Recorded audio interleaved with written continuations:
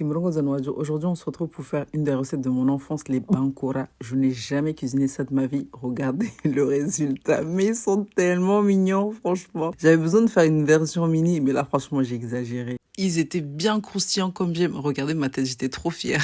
Pour faire cette recette, vous n'avez besoin que de 3 ingrédients. De la farine de riz, du sucre et de l'eau. C'est une recette qui est très simple, mais qui demande quand même pas mal de technique. J'ai commencé tout d'abord donc par faire bouillir de l'eau. Parce que dans la première partie, on va faire ce qu'on appelle le ou. À ce temps-là, j'ai mélangé une partie de ma farine avec un petit peu d'eau tiède pour avoir une solution assez liquide. Et ensuite, je suis venue rajouter le tout à mon eau bouillante et je vais bien mélanger, mais vraiment énergiquement. Avoir une pâte bien compacte. Moi, je pense que j'ai fait une erreur. Je pense que ça aurait dû être plus liquide que ça. J'ai laissé refroidir et ensuite, je suis venue mettre mon sucre. Pour le sucre, vous mettez la quantité de votre choix. Et je suis venue rajouter le reste de la farine de riz. Donc là, je vais vraiment mettre petit à petit pour pouvoir contrôler ma pâte. J'alterne donc entre l'eau et la farine, voilà, jusqu'à avoir une pâte ni trop liquide ni trop épaisse. Pour savoir si votre pâte est prête, vous essayez de former vos bankora comme ceci.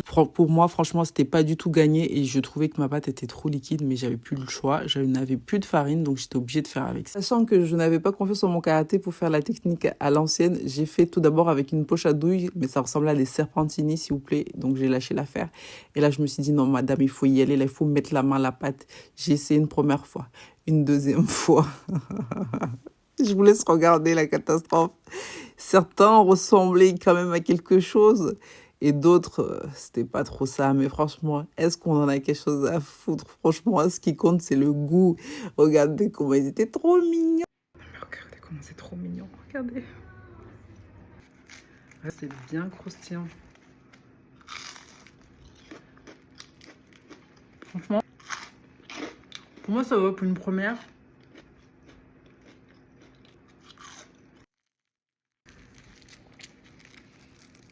C'est trop liquide, du coup, dedans, c'est un peu gélatine, bien comme ça aussi.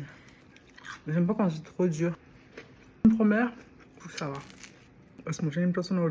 Voilà, Wadjo. Maintenant, à votre tour, c'est à vous de rentrer en cuisine. Je veux voir vos résultats, je veux voir vos photos dans les commentaires. Haya.